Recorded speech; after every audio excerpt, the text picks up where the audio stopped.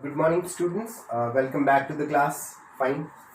In the previous lecture, we finished the chapter number 2, that was the cell division, and today we are starting the new chapter, that is the genetics, and this is the chapter number 3.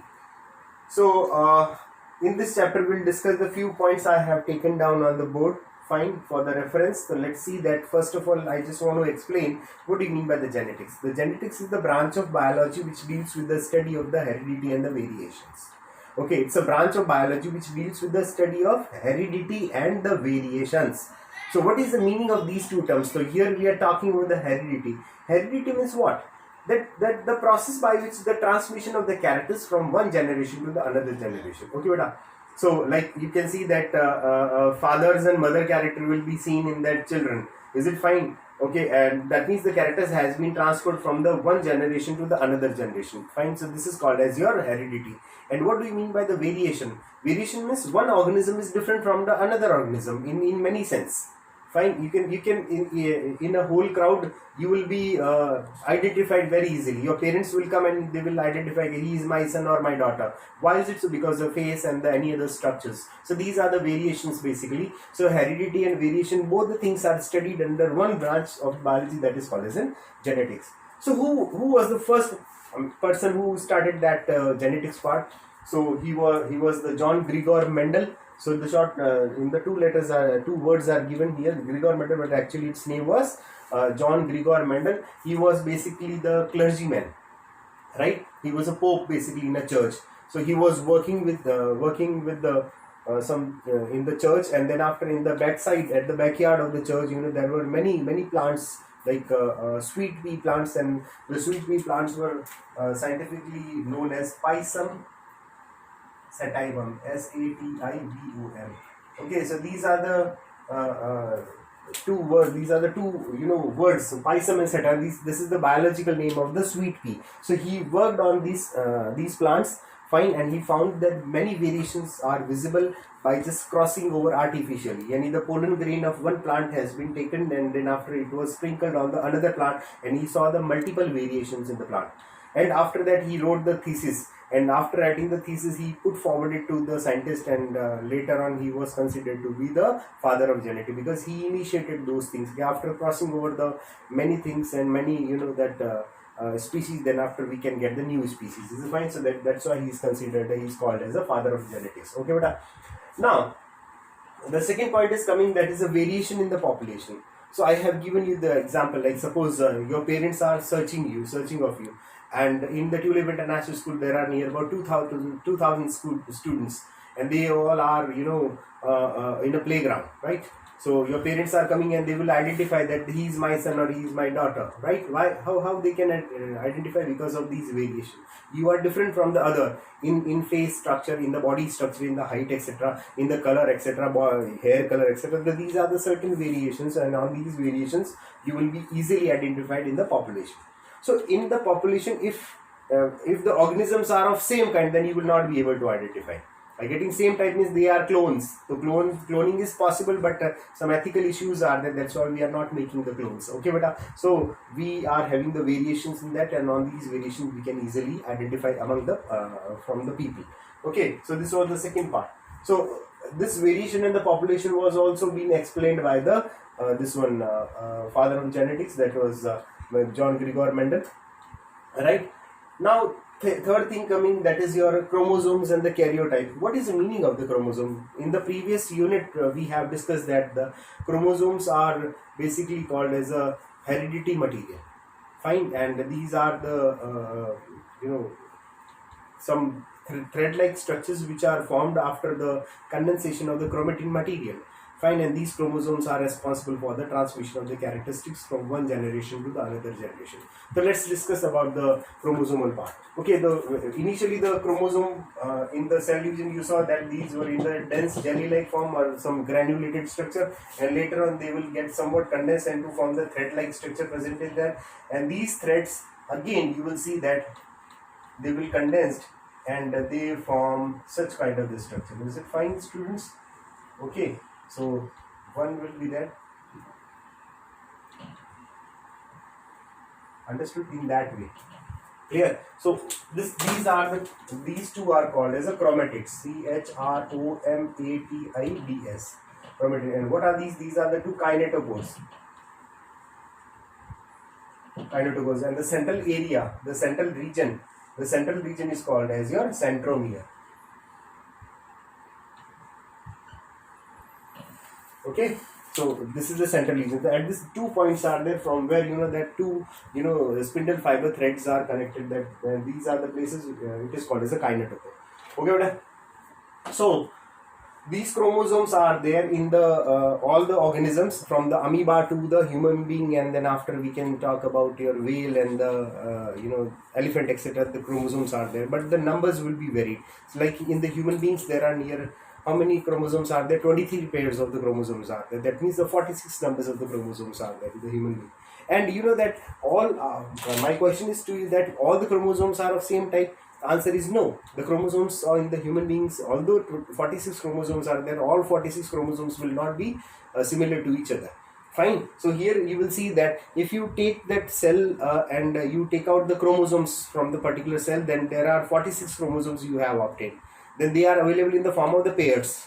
Are you getting me? 46 means 23 pairs. So total 23 pairs are there. And if you want to arrange the chromosomes according to their shape and the size, are you getting me? So two chromosomes will be of the similar shape and the size. Another second set, that will be two chromosomes which are having the same shape and the size. In that way you are making the pairs, and the pairs are in the pair, the chromosome will be having the same shape and the size. This arrangement of these chromosomes according to their decreasing height and the shape, length and the shape, this is called as this structure is called as a karyotype. Understood this thing? So largest one will come here. Suppose the largest one will come here, then smaller one, smaller one, smaller one, smaller. In that way there are many chromosomes are there. Okay, there are many chromosomes will come. Okay, so in that way you can make the 23 pairs, right? So they will come in the pair form. They will come in the paired form. Okay, so how many pairs will be there? 23 pairs are there. So arrangement of these chromosomes according to the shape and the size is called as a karyotype. So then chromosome number 1, that is first cell, this is the largest one. And the smallest chromosome will be the Y chromosome. You know that I'll explain what is a Y chromosome later on. Just want to explain this. The first set will be the largest one. It will be having the biggest shape and the size. And you know that these two chromosomes are alike. These two chromosomes are alike. These two chromosomes are alike. So if same type of the chromosomes are there, then this is called as a homologous chromosome. Yeah, these are called as a homologous chromosome. I hope you understood this thing. So these are the chromosome. Kinetochores are there. Okay, now the arrangement of these chromosomes according to their shape and size, that is called karyotype. The largest will be kept at the first part, and the smallest will be at the end. Is it fine? And if the two chromosomes are alike, then it is called as homologous chromosome. I hope you understood this thing. So this will be the chromosome and the karyotype. And I told you about the homologous chromosome. Clear, students? So among the 23 pairs of the chromosome, if you separate them, then this will be of two type of the chromosome. So here we'll discuss the type of the chromosome. Right, so there are two type of the chromosome. One will be the autosomal chromosome. What are these? Autosomal chromosome, or you have autosomes. And the second one will be your sex chromosome. Okay, so what are the autosomal chromosome? You know that in the human being, how many are there? 23 pairs are there.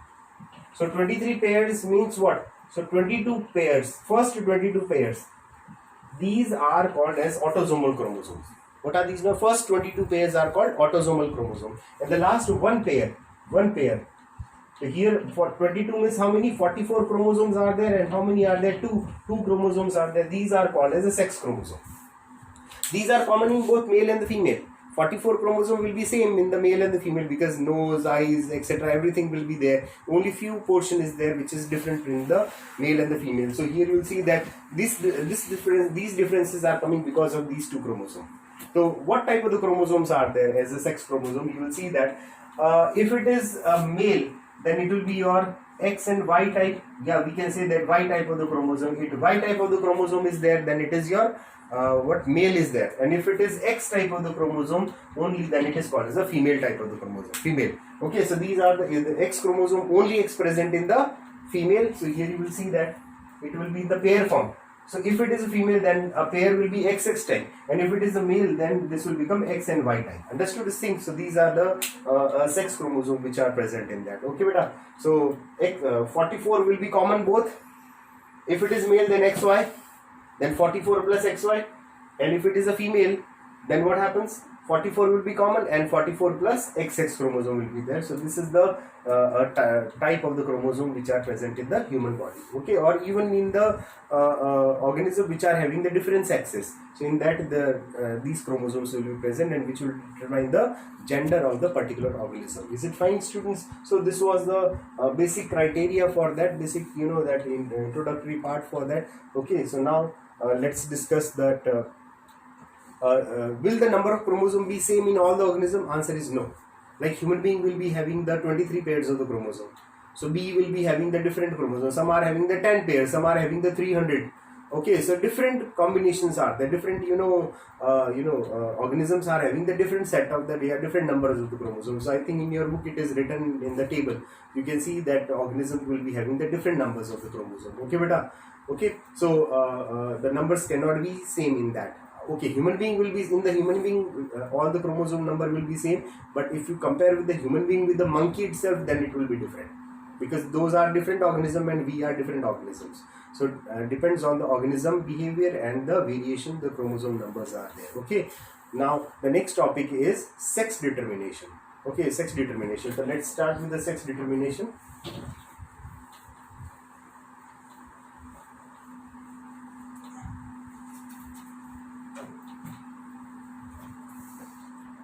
You should know that I told you that 23 pairs are present. Okay, then 22 pairs, these are called as an autosome. Okay, and one pair, okay, one pair is called as your sex chromosome. Okay, so let's see. If it is a male, male will be denoted as this. So 44 chromosome is common in that, and it will become X and Y type of the. So this organism will be having 44 common and X and Y chromosome. Okay, and if it is a female, female like this, so 44 will be common in both, but here the number of chromosome will be XX type. Okay, so this will be this part. Okay, now both will produce the gametes. Gametes means they will produce, male will produce the sperms and the female will produce the ovum. So here it will become 22 plus X. This is the one gamete, and 22 plus Y. Okay, then this is the second type of the gamete. So 50% X gamete and 50% Y gamete, and it will produce only one type of the gamete, that will be 22 plus X type of the gamete. Okay, beta. Now, if the sperm carrying X chromosome and 22 autosome, when it is combining with them, it will be producing the 44 plus XX. Okay, so this will be what? This is the female. The female child will be born. Understood? And suppose if 22 plus Y sperm is there and it is fertilizing with the ovum carrying 22 plus X, then it will become how much? 44 plus X and Y chromosome. So Y. So this will be male. So you will see that 50% chances of the female and the 50% chances of the male. In the previous time period, we can talk about the very old time period, hundreds of years. You know that Raja Maharaja time period. So it was the people were not too much of the literate. So they were thinking that females are only responsible for the production of the female child. Is it for the giving birth to the female child? Only females were responsible because they were illiterate people. But later on, when the genetics was discovered, because genetics was in the existence, so that time it was studied that the females are not at all responsible for the production of the female child, only male is responsible. And that is why, you know, that multiple marriages were stopped and many things were applied. Okay, so you'll see that only male is, because male is producing 50% of the X chromosome and the 50% of the Y chromosome. So X and X combined to form female, and X and Y combined to the male. Okay, so female will not be blamed for production of the female child. Is it fine, students? So this was the sex determination part. Okay, I hope you all understood the whole topic. You just have to go through the chapter again. Okay, write down the notes beta, and if you face any kind of the doubt, you just write it on the WhatsApp and send it to me. Okay, I'll solve your doubt. Thanks a lot and have a nice day.